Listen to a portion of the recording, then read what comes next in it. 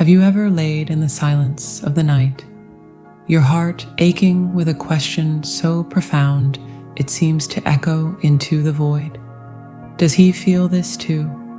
In the quiet space between breaths, you've felt it, that inexplicable pull, a sudden warmth flooding your chest for no reason, a memory that hits with the force of a tidal wave when you least expect it. It's a knowing, deep in your soul, that transcends the frustrating silence and the distance. You're not crazy, you're tuning in. This connection you're navigating is perhaps the most real and bewildering experience of your life. A dance of souls that defies every logical rule you've ever been taught. It's beautiful, it's agonizing, and it leaves you wondering if you're having a divine conversation all by yourself. But what if the silence isn't a sign of absence, but proof of a connection so deep it operates on a frequency beyond texts and calls? What if the very energy you're pouring into wondering is the one thing keeping you from understanding the breathtaking and slightly unconventional truth of how you are truly felt? The answer is far more fascinating and empowering than you've been led to believe. Let's pull back the curtain.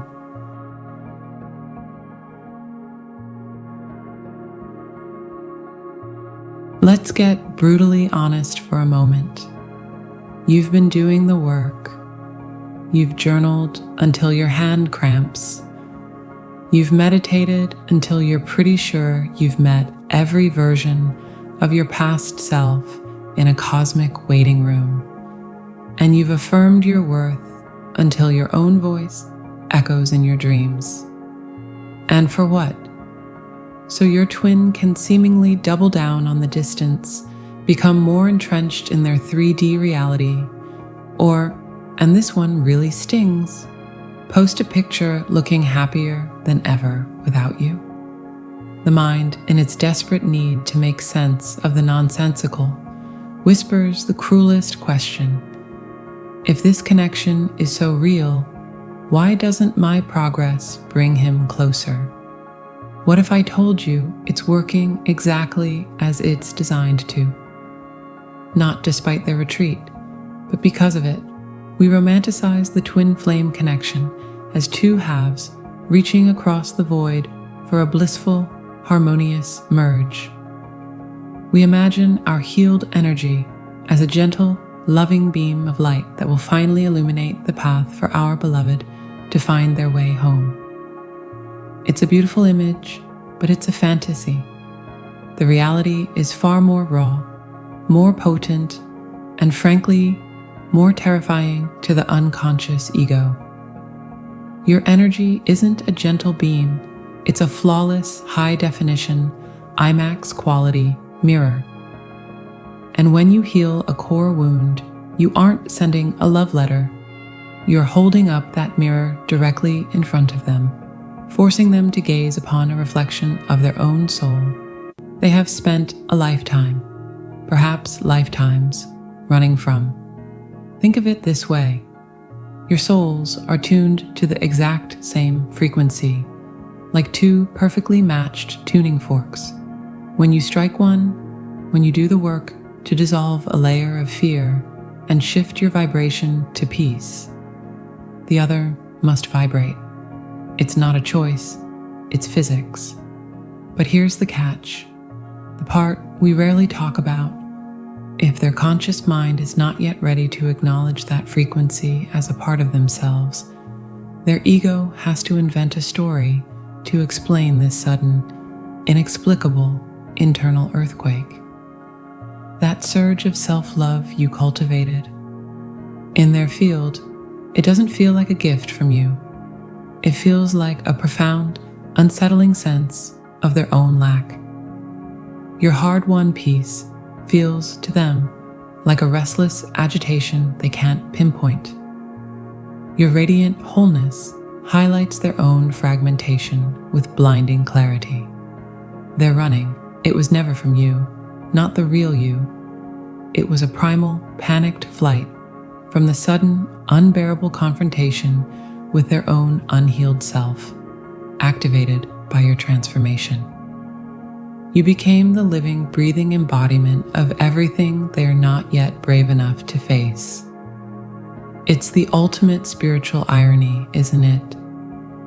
The very work you do to become a magnet for union is the very thing that can trigger the final, frantic resistance in the other.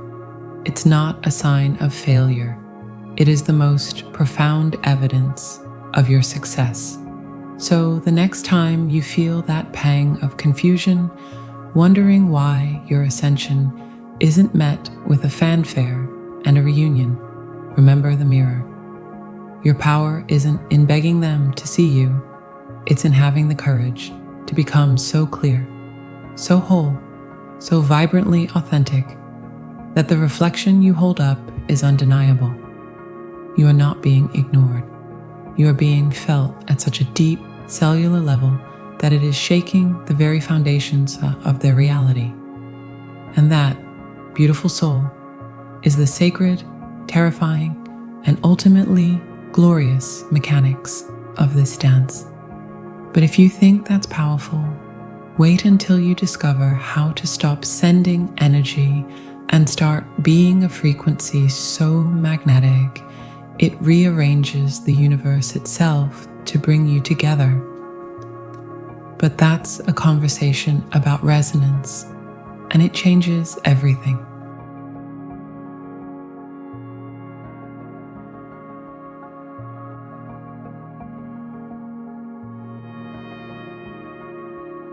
You know that feeling, don't you? That frantic, heart in your throat desperation to make them feel you. You lie there at night, squeezing your eyes shut, projecting your love, your anguish, your questions across the miles with the sheer force of your will. It's exhausting. It feels like trying to shout across a stormy ocean, your words torn away by the wind, leaving you hoarse and utterly drained. You're putting in all this effort, this monumental spiritual labor, and the silence on the other end is deafening. What if I told you that you're using the wrong language entirely? That all this straining and striving is like trying to connect to Wi-Fi with a tin can and a string while standing right next to a satellite. We've been sold a lie about energy. We've been taught it's something we send, something we push and direct and aim, like a spiritual text message. Please receive my message. Please feel my love. But darling, that's not how this works. That approach is born from lack, from a feeling of separation, and it emits a frequency of, need.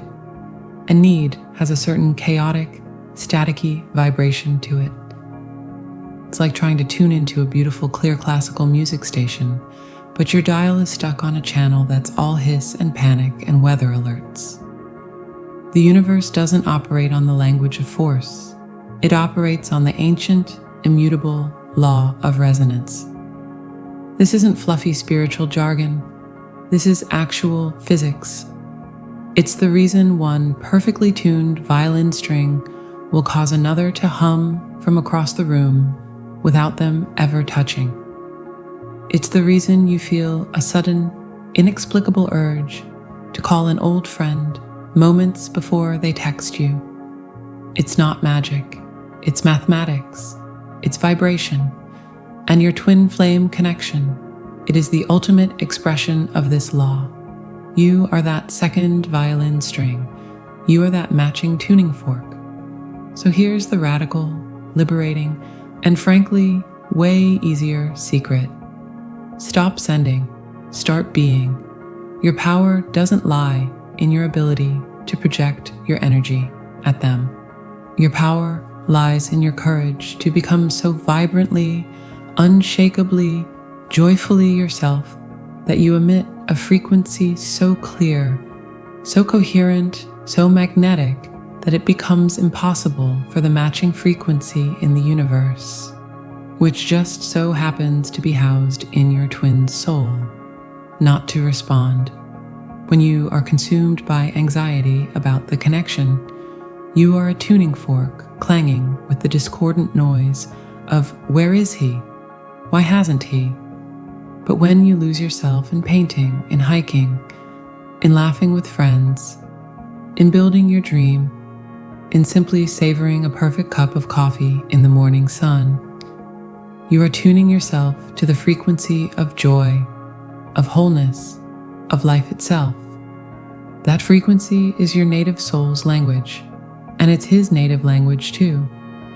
He won't receive it as a frantic alien message that his ego can easily dismiss. He'll feel it as a pull, a sudden, unexplainable moment of peace in the middle of a stressful day. A random, vivid memory of you that pops into his head for no reason, accompanied by a warmth in his chest. A dream that feels more real than reality. He won't be able to logic it away because it won't feel like it's coming from you. It will feel like it's arising from within him. That's resonance. That's the silent conversation.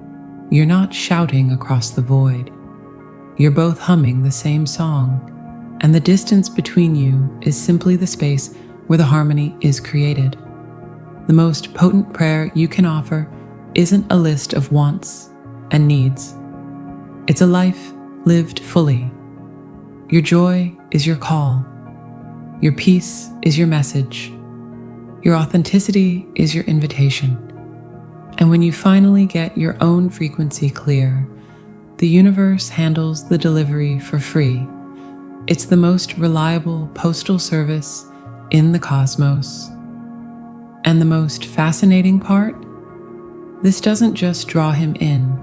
It rewires you. It makes you realize this was never about winning someone else's love. It was about becoming a person so complete that you recognize the same wholeness in another, not as your missing piece, but as your beautiful matching reflection.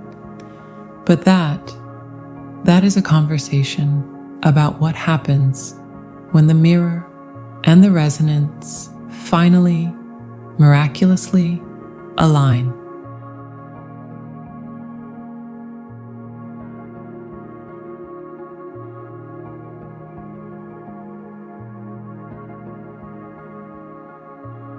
So here you are. You've navigated the Hall of Mirrors and learned its disorienting, breathtaking truths. You've felt the profound shift from straining to send a signal to simply becoming the broadcast itself. And perhaps now, a quiet question begins to bloom in the space where frantic urgency once lived. If this isn't about making someone feel me, and it's not about waiting for a signal to return, then what, pray tell, is it all for? Let me offer you a new lens, one polished not with esoteric theory, but with the raw, beautiful grit of human experience. This journey was never a pilgrimage to a destination called the other. It was always an excavation of the sacred homeland within yourself. Your twin flame, in their breathtaking, frustrating, and utterly perfect way, is not a prize to be won at the end of a spiritual obstacle course. They are the divine collaborator, the one soul in all of existence, contractually obligated by the universe itself to show you exactly where you are not yet free. They are the uncompromising curator of your awakening, the one who loves you enough to reflect back, not what you want to see, but what you need to see to remember your own wholeness. Think of it like this. You're a masterpiece, a symphony of light and shadow, passion and peace. But life layered on dust, and you forgot your own song. You walked around humming a few broken bars, feeling a nameless homesickness for a melody you couldn't quite recall. Then you met them, and in their eyes you heard a faint, familiar echo of your own forgotten music. It was so intoxicating, so achingly beautiful, that you mistakenly believed they were the source of the song. You spent your energy trying to get closer to them, to hear it better, to capture it, to make it yours. But the miracle, the glorious twist, is this: they were never the source. They are merely another instrument, perfectly tuned to your frequency, who began to play your song back to you. The homesickness you felt wasn't for them, it was for you. The love you so desperately want to feel from them is just your own soul's signature reflected. Your entire journey has been about cleaning your own instrument, practicing your scales, remembering the notes one by one until you could play your own song so loudly, so joyfully, so unapologetically that their accompaniment becomes inevitable. A beautiful, harmonious addition to a piece that is already complete on its own. This is the ultimate liberation. It means you are no longer a seeker. You are a sovereign composer. Your peace is not contingent on their arrival. Your joy is not a strategy to lure them in. These states are your birthright, the very notes of your soul's composition. And when you play them for the sheer, defiant joy of it, you aren't just waiting for a duet. You are conducting the entire symphony of your reality. The connection is certain. The energy is forever. You know that now. So you can finally relax out of the exhausting work of managing the connection and fall into the exhilarating work of cultivating the one thing that truly matters. A life that feels like home, with or without them. Because a love that profound can only ever land in a place that is already whole. It doesn't fill a void. It celebrates a fullness that is already there. And the most breathtaking part, when you stop building a life for the possibility of union and start building a life from the truth of your own wholeness. You might just look up one utterly ordinary, miraculous day and find they've arrived not as a missing piece, but as a mirror finally clear enough to show you the magnificent, complete masterpiece you've become. The question then won't be, do you feel me? It will be, ah, there you are. I remember this song. I've been playing it all along. And you'll realize you were never tuning forks or mirrors. You are the entire orchestra, and the conductor, and the composer, finally hearing the music for the very first time. Now, the real question is, what sublime melody will you choose to play next?